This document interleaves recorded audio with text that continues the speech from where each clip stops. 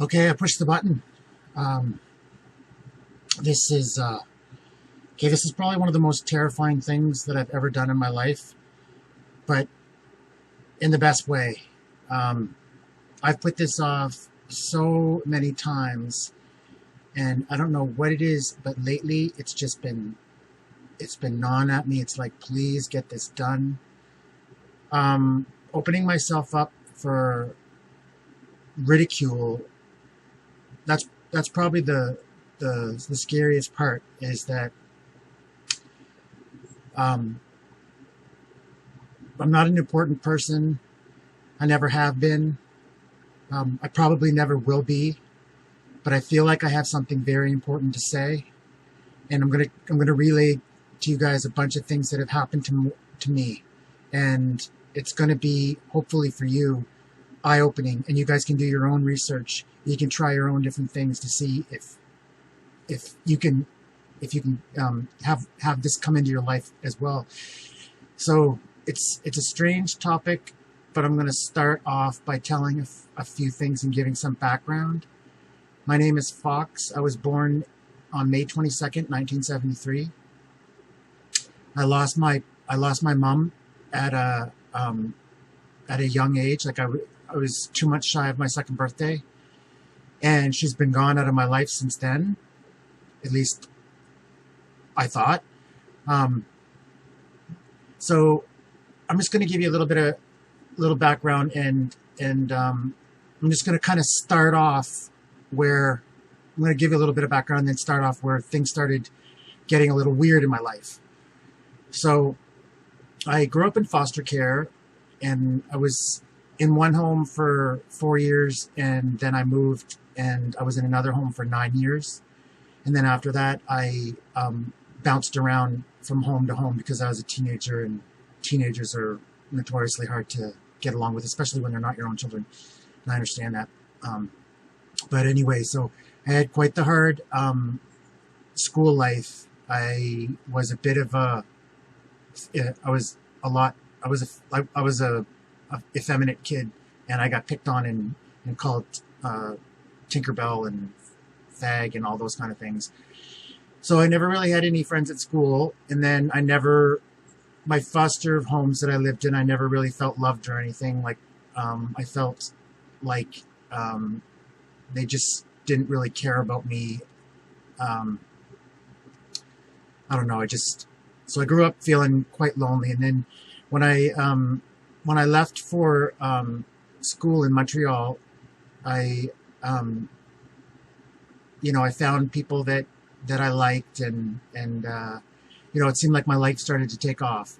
Like, I was a new adult, 18, and just, my life felt like it was starting, and I had some people in it that I could choose who I wanted to be there. And I think that's true for most of us, like when we're out of school and we have like a moment to realize that we get to pick people in our lives now. So anyway, so I'm on my own in the big city, life starting, and I come down with what I think is strep throat, and I didn't have a doctor. And a friend of mine that I was living with took me to his doctor. And this is like after a week of having a really sore throat, and I thought it was strep throat, and I just kept putting it off because I didn't really want to go to the hospital. And so he said finally, like, you should come to my doctor or whatever. So I went to his doctor, and it turns out that I had abscess tonsillitis. So he gave me a prescription, and then in the night, I had a fever break, or a fever that happened, and my roommate called his doctor and said he's got like 103 or whatever temperature, and the doctor said, you got to get him in the tub, like Jacob Ladder style, like Tim Robbins movie where she had to get him in that. So this guy had to do this to me and get me in the tub, and I was in freezing cold water. I had like a fever. I felt like I was burning up, but I felt like I was freezing to death. So being in this cold water was like torture. And anyway, so I was in there for the longest time, and I was just freezing to death. And then he had to remove all the clothes and everything out of the closets and all the blankets and everything because I was trying to get under blankets. And then he had to like basically like lock me in a room with nothing to cover myself with. And it was probably one of the most torturous experiences that I've ever had. Like, I've broken bones, I've done, but it was just like a really weird, I felt like I was on fire, but I was freezing to death. And I started to almost get, you know, like delirious or whatever. There came a time though when I reached the spot where everything around me was completely white. There was no edges on anything. There was no shadows, nothing. It was like I was in some kind of weird void. And the only other time that's ever happened to me was when I was in Carlsbad Caverns in the southwest there, and we're 870 feet under the ground in the King's Chamber, and they asked everyone to not bring their cell phones and shut everything off, and if you had sneakers that light up, make sure they're not on, and they're, you know, whatever, and everyone didn't have anything, and they shut the lights off. And I don't know if you know what being 870 feet under the ground is, in complete darkness, but there was no edges. Like your eyeballs are like looking for information. It's one of the strangest things, but it was the opposite of the thing that happened to me when I had the fever. It was the same but opposite. So in the whiteness, with no edges, no shadows, everything, it was just like this pure light, and it didn't hurt or anything. And then in the dark, underneath the ground, when they turn the lights off, and they do this on the tour because the kid that found these caverns, these caves under the ground, he actually used to go under there, and he had matches and stuff like this, but he got lost and he only had one match left, and it burned out. So they were trying to show us like what he experienced, and he had to find his way out of there in the dark without a flashlight, because it was like over 100 years ago or more, you know. So anyway, so that night that I had the fever, I think, or I have a strong feeling that my mother's presence was with me. And the strange part about everything is that night was the night that Nicole Brown Simpson was murdered by her husband, and my mother was killed by her husband back in 1975. And my mother's last name is also a color. So you've got these two experiences from two different time periods, but you have, I'm trying to say that I think my mother found a portal back to me through the shared experience of what was going on with me, and at that moment, Nicole Brown Simpson, and she found a portal to like get me through that. Again, I'm going to be getting into a lot of other things, but I know it sounds like an unbelievable thing, but there's been a few times in my life where I felt like there's been like almost like a guiding hand, and that was definitely one of them. So anyway, after that experience and being like in that state, I had like a calmness there that I felt was like almost enveloping. And for the brief time, all the intense feelings of burning up and feeling absolutely freezing to death, it was like everything just kind of was mellow and beautiful and everything. So not long after that, I started having these experiences where I would kind of like wake up, and I would feel like there was a presence in their room, like someone was like pushing me down. And it was a really terrifying experience. I had already moved back to New Brunswick, but I started I started having these on a regular basis, and I didn't know what it was back then. But it's like your eyes are open, and you can look around your room, but you see shadowy figures and stuff. And I didn't know it then, but it's called sleep paralysis, and it's been going on since man has been on the earth. Like, it's in paintings. Like, people have it's just been well documented over history. Like, people have described it in stories. There's a great documentary about it.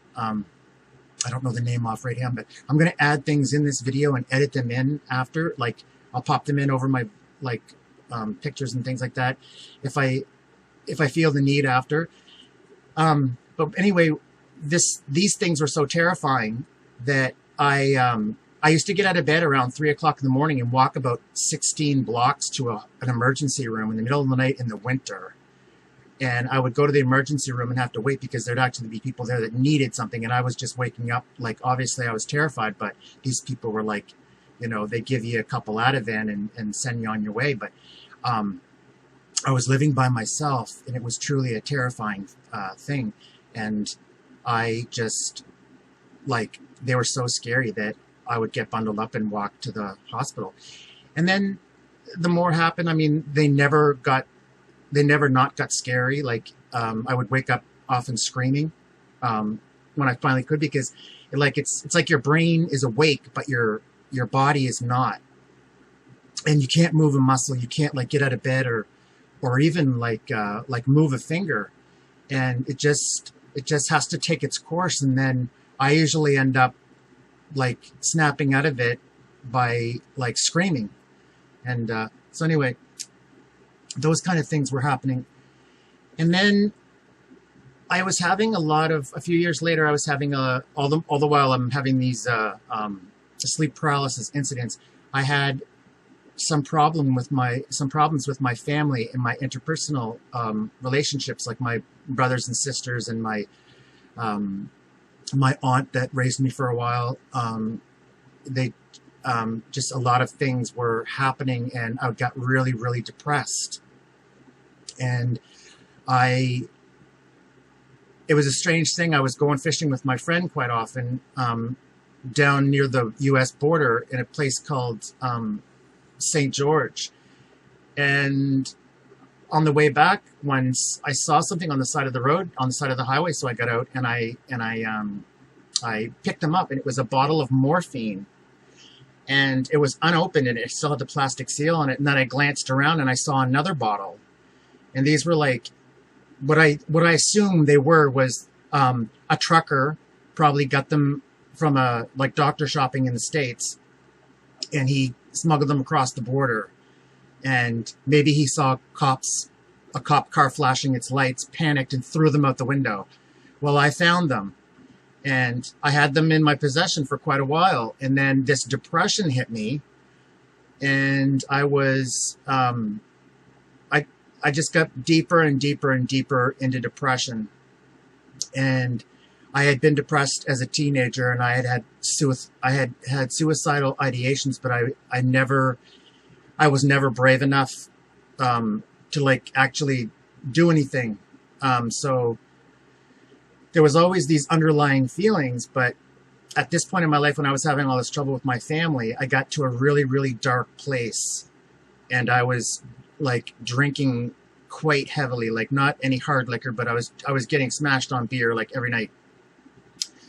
And so anyway, I had this really, really bad night where I kind of like kicked everyone out of my life. I told my roommate to go stay with your parents. And I had decided that I was going to get really drunk. And I basically, what happened was, I kind of think I had like a little bit of a nervous breakdown, and I cursed out my dead mother. And I said every nasty thing you could ever say to a woman that I'd never met, like, and had an actual conversation with. But there was just so much anger and pain there that I just kind of let it all out. And I said some really nasty, cruel things. I told her to go away and like never ever come near me, and like just, you're poison, you ruined my life, everything. And I had a really, really, really tough time, and I remember crying like to the point of dehydration, I think. So my plan was to kill myself with these I was going to take all this morphine. And about 2 years before that happened, I used to go to the park and I used to feed the crows. Like I used to walk through this big park we have with lots of pathways and stuff, and I used to feed the crows. And one day I was up there and I was walking with my roommate, and there was a cat sitting in the woods. It was around 4:30 in the afternoon, and he was just sitting in the woods, and I went over and pet him and stuff, and he was just, I was just petting him, and he was, you know, like friendly and everything, but I'd pick him up and see if he was okay, and he would just slump back down again. So I didn't really know what was going on, but we pet him for a little bit, and then he looked like he was okay, so we just went on our way. And then later on that night, around 8:30, we came back again, because in the summertime I often went up there and fed the crows a couple of times, just like peanuts and stuff, and just something that I like to do. And there was a woman talking to this cat, in the same place, and I said, she's like, he's just sitting there, and I said, he's been there since about 4:30. I was like, he hasn't moved. So anyway, I picked him up and put him in the car, and he laid in the same position, in like a curled up position in the back seat. And anyway, we drove home, and as soon as I got him inside my home, like we had an apartment with a widow's peak, so there was stairs upstairs. I mean, this cat was going everywhere. There was no problem with his legs or anything like that. He was all over the place. I had 2 other cats that I had to separate because they didn't know him yet. So he was climbing up over bamboo screens and everything. He was just, you know, just overjoyed. But what we kind of pieced together that somebody might have dumped him there, and he might have been an indoor cat, so he had never felt like leaves and sticks and things on his feet, because he's a pretty sensitive cat. Like he's been a very, very good cat, but he's been a little bit wary, like almost like he's been mistreated, and very, very sensitive, like loud noises, everything. So, but he was just happy, and we decided to keep him, and he's been with us ever since. And the first night that we got him, he slept on my chest, and every time I rolled over or anything, like he had to get on top of me again, and he had to be on my chest for some reason. Like I would roll over and he would get on my side and just drape himself over me. And he was very clingy, and I never had a cat like that like before. So I was like very like, wow, this is weird. And then he never ever did that again.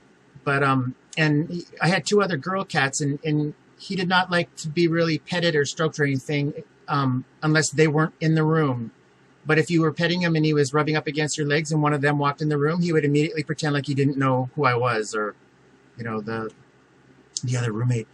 And it was just very bizarre. So a couple of years go by, and then I'm in this real deep depression and the heavy drinking, and I've got the morphine, and I call my mother and curse poison this, and I, you know, said every mean thing I could think of, and just like giving up. And at the minute that I finished doing that, this cat crawls up on my chest, and he looks right in my face. I was laying on a bed on my back, and this cat that never ever laid on me again, and he hasn't since, came and I'm telling you right now that I was meant to find that cat, and I was meant to bring him home, and he was meant to be with me at that moment, because my mom had something to do with that. And she was basically saying, I'm not going anywhere. I never have, and I never will. And I literally flushed those pills down the toilet in my drunken state. I drank more till I passed out, and that was the end of that. And it was one of those things that it's just like almost like a signal. So I couldn't ignore it. And I was still angry for weeks, you know, like I was just so like depressed and hurt and all over my family issues and just my brothers and sisters, everything fell apart and it was just awful. Like, but anyway, a few years ago, so since then I've had this sleep paralysis business, and I've always had problems with like bad dreams and nightmares, but this was totally different. It was like something out of like a horror movie, but it's real life. And if any of you guys have ever experienced it or want to read about it, go check it out. It's pretty terrifying if you listen to what people say. I wouldn't wish it on anyone, but we'll get to, there's something else about it I'll talk to you a little about later. So anyway, so this sleep paralysis and stuff is still going on. And then there was a few years ago, I'm going to say probably like 2015, maybe 2016. I'm going to say, I'm not completely sure because I have it looked up somewhere, but, or written down and stuff. But it was a few years ago that I reached this point where I got really, really scared because something happened. It's like both me and my roommate lost our jobs at the same time. Kind of frightening. And it was like, wow, like, what are we going to do? And I started having these vibrations, and they were like, they would wake me up every day, every early morning around 4:30 in the morning. And it would go, and you'd be buzzing and going, and then it would go, I know it sounds stupid. I found one person online that described, he even had spaces like the way that it was for me to where it went. And I was like, oh, I've yet to been able to retrace my steps and find that actual person that wrote that so I could document it. But he described exactly what was happening to me. And this would happen every day at 4:30 in the morning. And it would wake me up. And it would just be like this vibration going right through my body. At first it was like here, and then it moved down, it kept moving down my body, and then it came up again. And just like clockwork every day. And I would like literally wake up in the morning. And it got to the point where I would wake up my roommate and say, can you please just touch me? Like I'm buzzing all over. Like I'm buzzing. And he would say, I can't feel anything. And I was like, I don't know what's going on. So anyway, when this is going on, I start getting online, and I start talking about this. I'm vibrating, and this thing is like, it like literally wakes me up, and it's inside my body, and it's moving around like up, and like it was a gradual thing where it went all the way down my body and then back up. And it was like in my ears and in everything. And it got to a point where it was extremely comforting. I can't describe how it felt, but when I would wake up in the morning and realize that I was vibrating like inside, like, I can't, like, it's so hard to describe, but it's like this warm, comforting, like rocking feeling. Anyway, the more I researched it online, it turns out that it was, it pointed to, all signs pointed to that I was having a spiritual awakening. And it came at a time when, like, I mean, that was probably the first time in a long time that I got real scared, because I was like, man, we just got a house, we got a mortgage, and now both of us lose our jobs at the same time. And so anyway, my roommate ended up getting a job, no problem. So that was over. But this continued, this vibrating thing continued for about a year and a half. And I did as much research as I could on it. And then it just started getting weirder and weirder. Like, I started to have out-of-body experiences. And I don't know if you know anything about these, but if anyone out there watching this, or I don't know, maybe 3 people are going to see this, but if any of you out there have had an out-of-body experience, it's one of the most fantastic things that has ever happened to me. Like, without doubt. Like, it changed it. My whole point of this video is that this changed who I was as a person. Like, it changed who I was. I will never, ever think about suicide ever again. Ever. Like there's just no way. Like, it changed me in a profound way that, like, the reason why I'm doing this video is because I want to try to open people's eyes up and realize that there's a lot of people going around now saying that there's no God and there's no this and there's nothing after. And it's like, and I'm here to tell you, I've been there. And I'm telling you, I've been there. Your body is on your bed. You know you're not in it. Like, it's like your consciousness separates and it's on a different plane. So it's like you're changing from your physical body state into your mental state, and you know who you are. You know your middle name. You know that your friend is in the room next door sleeping. You're completely awake. It's not like a dream or anything like that. You're completely awake. You know your middle name. You know, like, the last joke you told.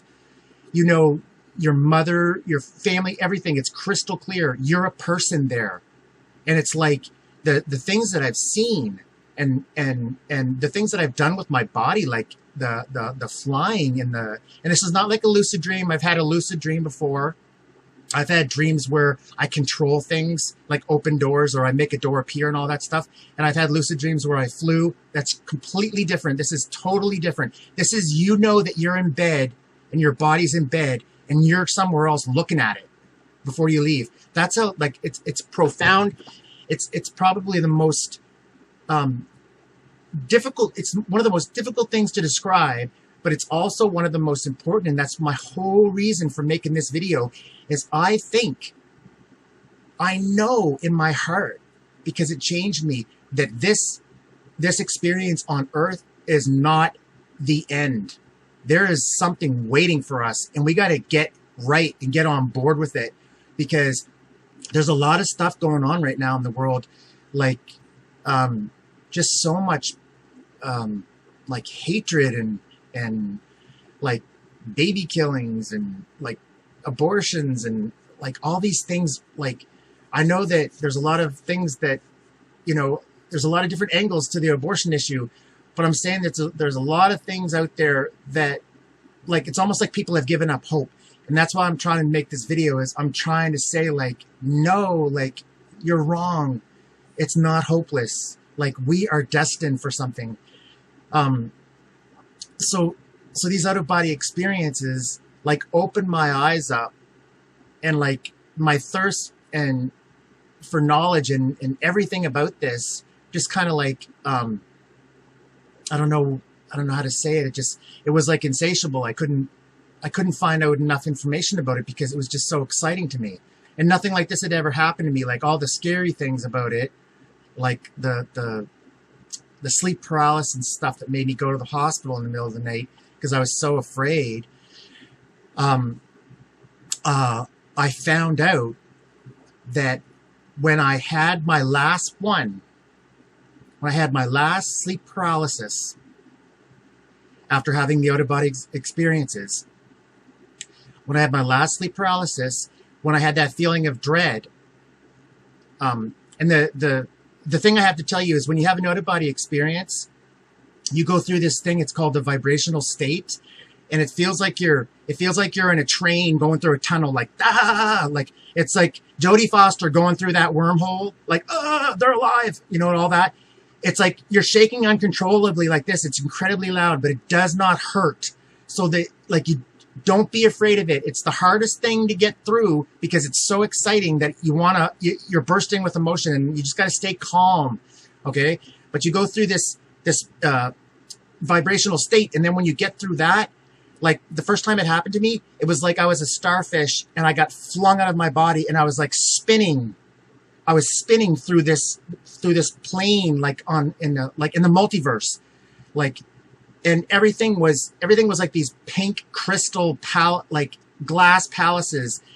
Everything was like like a pastel shade of blue, and I was just literally cartwheeling like a starfish, like flying like that with all my legs and everything and arms spread. And I'm going through and I'm just like taking everything in, and I'm getting so overwhelmed and overwhelmed and overwhelmed. And then it's just like, and then I was like, oh, and then all of a sudden I was back in my body. And that's the hardest part of all of it, is to try to keep your composure, because it's so exciting. It's not like a roller coaster. It's like something that I can't describe. The only thing I can think of it is that it's like the Jodie Foster thing from Contact. It's very, very similar. I think Carl Sagan might have had that. Like, he might have had an out-of-body experience. I don't know, because the description of that in the movie and everything, it's pretty spot on. So anyway, to go back, so you're in bed, you're like drifting off to sleep, and then there's a point where you realize that your consciousness is awake, and it goes through the steps of, like, you realize, and then you're like in the and that it feels like the world's going to explode. Okay, you're going to explode, and it might even be there for a reason, because I'm going to get back to the hypnagogue or the sleep paralysis thing. But it's like, it feels like the world's going to explode, but it doesn't hurt. It's incredibly loud, but it's not like it just doesn't have the same. It's not of this world. So it's weird. But and then you go off, and then when you get past that vibrational state, then you're in this. You're like, you can zoom around and do all this crazy stuff. Like, I have yet to see anybody. I've never seen anybody. I've always been by myself. But these places are vast. You spin around, you go through stuff.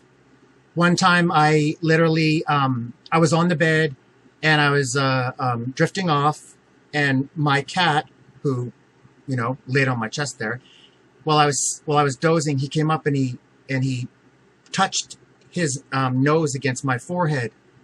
And I felt such calm, peaceness, that I went immediately into a vibrational state. And then, like, as I got through the vibrational state tunnel, my whole body left through the corner of my bedroom, drawn by my shoulder. I was drawn right through the roof, like right through, like tearing, but no pain or anything. It just like, and it was like I was being sucked into a vortex. And then after that, it was just like you're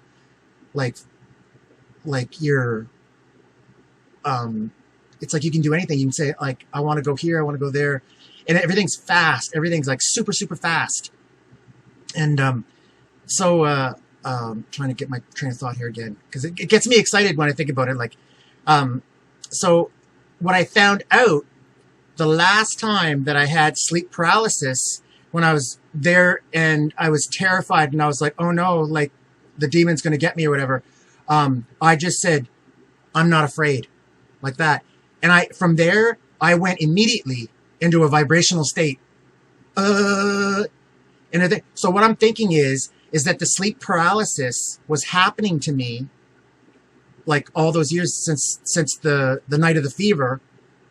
It was like testing me, and I wasn't ready those times. Like, I wasn't ready because it scared me, and then I did everything I could to wake up. So I think it's like a mechanism, like a safety mechanism, so that people that aren't ready don't go beyond, and they don't leave their body, if that makes any sense at all. Because I can't explain it any other way. It's like the last time that I had a sleep paralysis, and I know when I have one again, I'm going to do the same thing. I say, I am not afraid of you. And then I'm immediately, all that darkness and all the terrifying thing is gone. I'm immediately in the Jodie Foster tunnel. I know I probably look crazy, but, and then, so it's like a mechanism for people that aren't ready. They can't go. So if you're having sleep paralysis, and I know how terrifying they are, I know, I hear you, but try sometime you have one. If you can think it and remember me, if anyone watches this, if you can remember me, try to say and stand up to it and say, I'm not afraid of you. I've got nothing to be afraid of. Goodness and light. That's all I care about. I'm not afraid of you. And it's like your ticket to the next stage, and that's the vibrational state. And then you got to keep your composure, and you got to keep calm, and you got to, like, it's very exciting. It's very, very easy to get sucked back into your body. I'm going to tell you, it's happened to me many, many times because I just got too excited, and then you go back in. But you just got to be calm, enjoy it, get used to it. Like, know that you're not going to get hurt. That you got to believe in the fact that, you know, for the most part, the only thing really bad in our entire universe and the entire, like, space and everything, it seems like all the real bad stuff comes from planet Earth. Okay? And, you know, there's a lot of religions out there that say that we're here for a reason because of, you know, the fallen ones, and we're trapped in these bodies that rust and die and decay. And I think for the most part, I think a lot of that is true. And I think that we're here, like, when I'm moving around in the astral plane and the multiverse, like, I know what up and down is and how to move and stuff because of my body. You know what I mean? So it's almost like your earthly existence gives you a little bit of grounding because we were once beings of light. So we were always like these beings of light that now get trapped in this kind of host body system where there's a lot of demon activity on here and a lot of like evil, sinful behavior. And it's because, you know,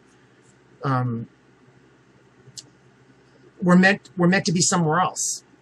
So I'm trying to like go all over the place and make this video because it's really important that people realize that this isn't it.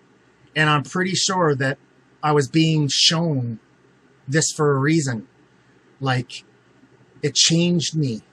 Like, I'm like risking it all, like, just to go online and show my face and have people, like, maybe mock me, or, you know, like, it's nothing new. I've had it my whole life, but it's just like, it's kind of different when you're talking about something so personal, you know, like getting called names when you're a kid for something you can't control is one thing, but actually being an adult and making a decision and putting yourself on the line and then going online and then broadcasting it and then maybe have people tell you that you're a crackpot, you know, it's a big step. I was very nervous to do it. But anyway, the circling back, it's I'm trying to say that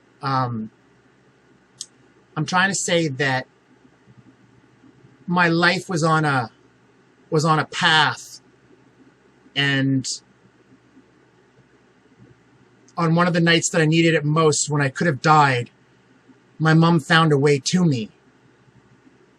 And then life went on, and I started having all these terrifying experiences, but it was almost like, it was like something knocking on my door saying, like, are you ready yet? Are you ready yet? And I wasn't. And then I got the really big, bad adult depression. And then I was like closing all the doors, and I was telling everyone to screw off. And then I told my mother off, my dead mother off. And then I was going to end it. And then she came again through the cat in her spirit of goodness and love. And then all of a sudden I'm flushing the pills down the toilet, never to see them again. And I choose to live. And then I'm living, and then I'm still having the other things that I don't know are quite possibly the key to the multiverse. And I'm just putting up with it, and I'm getting used to being scared and waking up screaming. And then I have this real shocking thing in my life where I feel like I'm going to lose everything, and I get really, really scared. And then I start vibrating every day, starting at 4:30. So much so that I'm actually asking people to touch me and hold me because I feel like I'm going to, like, explode. And then getting used to it, and it was like a comforting feeling, and then finding out that it happens a lot when people are having a spiritual awakening. And then I start having the out-of-body experiences, and then that profoundly changed me, like profoundly. So I'm trying to say that we have to open our eyes to other possibilities. There's like, no one has all the answers, but a couple of strange things happened within the last couple of months during this COVID thing. And one of them is like, I like to watch this guy. His name's Eric Weinstein. I just think he's a great guy. He's very intelligent. Anyway, I listened to one of his podcasts, and he had an interview with this guy, and I went on Twitter and I said that, like, I was just trying to say, like, congratulations, or like, I really liked the podcast you did. So I went to his website, or Twitter page, and I noticed another one of his tweets, and the last thing he tweeted was about, he did something and he said some stuff, and he said the phrase "huis clos," and it's a French saying, and I didn't know what it was, so I went and looked it up because I'm curious like that. And when I found out that "huis clos" was from a Jean-Paul Sartre play called No Exit, something in my brain, like my brain just went like an electric bolt. It was like electricity right through me. And I ran to my roommate and I was like, "You're never going to believe this." I was like, "This is unbelievable." And he's like, What? And I said, "I just went to Eric Weinstein's Twitter to say I liked the interview you did with so-and-so. And he used the phrase "huis clos." I looked it up. It's from Jean-Paul Sartre's play No Exit. You know what No Exit's about? I'll get back to that. The guy that put me in the tub, for one thing, his name was Dominic. When I was getting confirmed, the saint that I picked off the wall to represent me, and I guess it's to protect you or whatever, for your confirmation, this is back in the day, was Saint Dominic. And they even spelt it the same way. So Dominic was the one that put me in the tub and pretty much saved my life that night by making sure that I didn't put blankets on myself and burn up. He was in a play. He wanted to be an actor. Like, I wanted to be an actor for a while too, but he was in a play. Like, I wanted to be in the movies. He wanted to be on stage. He was in a play, and he played the butler in hell. And the play No Exit is about 3 people that are trapped in hell and they can't get out. That's where that expression "hell is other people" comes from. Anyway, it couldn't have been clearer to me. And like, I've been putting it off for a couple months, but this is like the impetus to say my mind was blown. Like, he was in the play called No Exit. It's about people that are trying to get out of like another realm. You know what I mean? And it's like that night, my mom, I'm positive that my mom came, and that was that whiteness. And like, it gives me goose flesh thinking about it. So a bunch of other things started happening with the vibrations. And I started seeing 444 everywhere. Like 444, 4444, 44, 1144, 1244. And it was 444. And it was always like freaking me out. And another thing about that freaked me out too was my mother was born in 1944. Okay. My mom was born in 1944. I was born in 73. The year I turned 44, my mother would have turned 73. I can't wrap my head around that, but it's just a strange thing. So I kept seeing all these 44, 444. Excuse me. I kept seeing all this stuff everywhere, and it just started to get like a little bit like there's something weird going on. And not only 444, it was like 333, 666, but mostly 444. Anyway, I went to look it up, and I typed in 444 meaning in the Google taskbar, and the drop-down thing came out. It came down, and it said a bunch of things, and then it said 444 Doreen Virtue. Okay? And basically, people believe that when you see 444, it says that that you have an angel that's watching over you. Like all these numbers, like 333, 666, 777, 1010, 1111, 50-50, like they all have different meanings. But 444 is someone that you love is watching over you, like an angel or whatever. Someone's up there's on your side, or in the multiverse, you know what I mean? So guess what?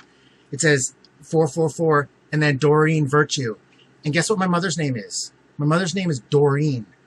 And I know that there's a website out there of a lady, and her name's Doreen Virtue. But for me personally, going and Googling that for the first time and seeing 444 meaning, and then underneath it says 444 Doreen Virtue, I almost collapsed. It was like all these things were just pointing like, I'm here, I never went away. Don't, you're okay, you're going to be fine. It was just like, so the whole thing there with the no exit in the play, and Dominic was in that play. He was like practicing for that play, like during the time that he put me in the tub. He didn't want me to come to any of the rehearsals. He didn't want me to come to the play. He said it would make him nervous, so he just wanted to keep that part of his life private, so he didn't have to worry about it, his friends. He just wanted to do it. I don't know all the reasons behind it, but still, it was just like there was so many things that were there telling me like, oh, this is the play, and he did his lines for me, like in house practicing and stuff. But it left its mark on my brain. And then a couple months ago, Eric Weinstein, like the Twitter thing, it's like another thing, and that's like it was like the impetus for me to get on here and tell you guys that there is like a whole world out there that we have to get ready for, and it is something special. And I'm not joking. I've been there. Like, I would go back there in a heartbeat. Like, I would go there every night. I would go there every afternoon if I could. It's not possible. Like, it happens when it happens. But I'm telling you that these things, finding the cat, the fever, being in Carlsbad Caverns, like knowing what darkness is, knowing what pure light is, everything in this world has its equal and opposite thing, up, down, good, bad. And there's a lot of good stuff coming up for us, but we got to get on board, and we got to start having some hope. We got to start treating each other better. We got to stop treating each other so lousily. Like, I don't even know if that's a word. Is lousily a word? We got to stop treating people bad. Like, help people. Open the door for them and be kind. Like, you want to talk about COVID-19 or like a virus? Do you know how contagious kindness is? Like, it would blow any like virus out of the water. Like, just try it. Like, be nice to people. Like, ask them like, listen to their stories about themselves, and pray. Like, there is something so special about getting in touch with your inner self and your higher, like the higher being. Like, there is frequencies going on here. I'm telling you, some of the things I've seen, like, are just mind-boggling.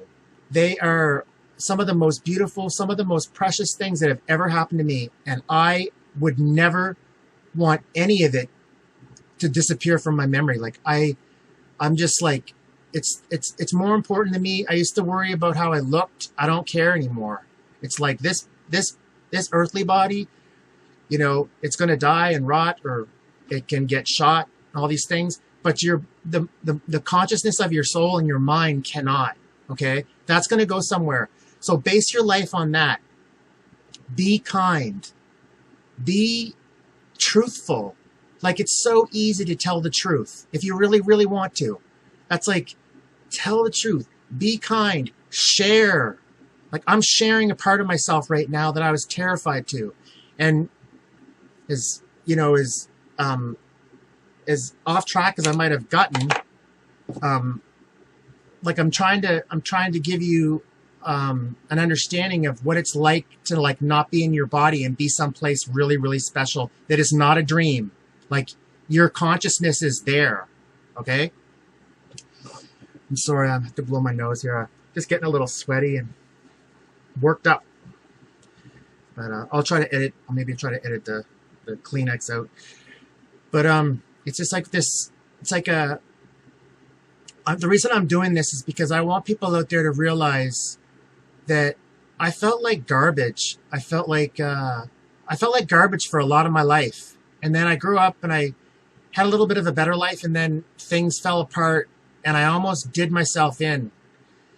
And another important thing that I want to talk about too, just really quickly, is I read this book. I had to track this book down because it was from the 70s, but it was called Life After Death. And this book dealt with a bunch of people that had like near-death experiences, or they had an accident and their heart stopped, or they stopped breathing, and then they were revived. So this book was a compilation of like all these experiences that people had. And a lot of them were really, really fascinating. And they were often the same thing that I described. Like, you know, I never had any contact with any beings. I'm not ready for that yet. But I can say that the experiences that I've had, the out-of-body experiences, they're not dreams. Like, I'm fully conscious, and I'm fully aware that my body is on the bed while I'm not in it. And other people, if you're watching and you've had out-of-body experiences, you know exactly what I'm talking about. And it's no joke. Why even try to there's no reason to lie. Like, I want you guys to have them so you'll see and be passionate about your life again. And that this place is just something we've got to get through. Okay? We might be stuck here, but we got to get ourselves on the right track, because I do think that you can get sucked into the bad part, and there's bad parts that you can go, and there's bad parts that you can get stuck in. And I think that's the scariest part, and that's what I'm trying to like open people's eyes up and like earnestly try to tell you to open your mind, open your heart, be kind, be open to the experience, research it, go online, look it up. Start researching out-of-body experiences. Start researching vibrational states. Start researching spiritual awakenings. Like, all of this stuff hasn't done anything wrong in my life. If anything, it's made my life better. It's made me more hopeful. So back to the book. They have all these people that have out-of-body experiences because they either died and were revived, or they had an accident or whatever, like I said. But they had a chapter on suicide, and these are people that got revived after they tried to commit suicide.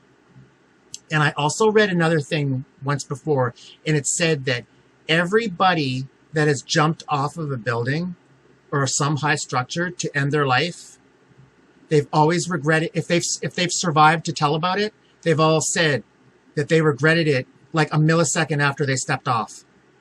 Like, that's really big. Like, they regretted it. They regretted their decision to end their life like half a second after they step off something. But they didn't manage to die, and they were able to tell people, like, why did I do that? Like, I didn't want to do it. But anyway, this chapter on suicide, this was a chapter about people that committed suicide in this book called Life After Death. And every one of these people that committed suicide that were revived, they had a strikingly similar story. Okay? This sends shivers down my spine. And this doctor that compiled this book, like all these anecdotes and stuff like that from across the country and around the world, she went to people here, there, and everywhere because they were spread out. And she found that these people that tried to commit suicide that were revived said that when they were out of their body, they lived the sad moment that pushed them over the edge. And it was a feeling of dread. It's like the one that made them commit suicide. And then as soon as the feeling ended, it started again, like it was on a loop. And they said that while they were gone, it just played like a tape. It was the worst horror of their life. And then it ended, and they had a brief second to go, oh, it's over. And then it started again. And when those people were revived, and people asked them and they told their story and stuff, sometimes it took them like a couple of years to even tell people. You know what I mean? There's people that have near-death experiences by accident because they almost died in a car crash, and they can't talk about it for years because, just like me being terrified to open myself up like this, they were terrified their friends were going to think that they were crazy, you know. And it's a hard feeling. It's a hard feeling to know that like people might ridicule you or think that you're a little bit like off your rocker. So I'm just saying that it's a gift that was given. It was a gift that was given to me that I'll never return. Like it gave me so much joy. Like it's changed me, like I said, as a person. I feel different. I just feel different, and I'm better for it. And I wanted to get my message out there because I think that there's a lot of hope for us yet. And it's not even necessarily hope about this world. It's hope for what's coming, because, you know, it's an important thing that we get on the right track and we start being the people that we're meant to be. You know, there's a verse in the Bible, and it says, and don't forget that Jesus came to, when he was on earth, he was the first person that actually told everyone that, no, you're worthy of love. Like as an individual, you're worthy of love. It's like before, like love and stuff like that, that was considered only things that kings and royalty could have. Okay. But Jesus was walking around telling everyone like, no, you get to love and be loved. You get to do that. You know, like he wanted us to feel love. And when you love people and you're kind to them and you do things like he said, it makes you feel love back. So it's like, if something doesn't harm you and makes you better, why wouldn't you want to do it? So back to the verse in the Bible, it said, there's a verse that said that we came down and all of a sudden we were clothed in nakedness. Now, how do you get clothed in nakedness? Okay. You get clothed in nakedness if you're given a skin suit like a human body. You know, if you're given a skin suit like a human body, then all of a sudden you're clothed in nakedness. But if you were just a being of light before that, if you were like a soul and a mind that could zoom around at light speed, but because you were given a skin suit, you're stuck here and you're facing your own mortality. What you have to do is you have to face your own immortality and get on the right track so that when this suit fails you, this skin suit fails you, then your mind and your soul go to the other place. And that's where we don't get hurt. That's where bullets don't hurt us. That's where beatings don't hurt us. That's where punches to the face don't hurt us, or fire or anything. Like, we're safe. I mean, when I have an out-of-body experience, I go through the roof of my house, through my bedroom, and it doesn't hurt at all. And I can feel it. It's like Patrick Swayze in Ghost. He's like going through the wall, like to run after Molly or whatever. It's like, but he seemed like he kind of felt it. But I mean, when I go through it, and I know other people that have out-of-body experiences, it's just like nothing. Like, it's a fantastic experience. So the whole point of this video is I want to help try to save as many souls as I can. And there's a lot of good people on this earth. So I might look like a goofy Grizzly Adams or whatever with this beard and that, but my message is about friendship, love, kindness, sharing, putting yourself out there, trying to help other people. I'm trying to help other people realize that there is more to the game than just this. So we gotta get on board. And I mean, it's a risky thing for me,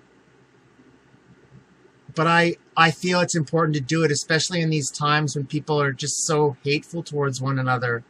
It's like call somebody up for real today. Don't text them. Call them on the phone. And if you love them, tell them that you love them in their ear.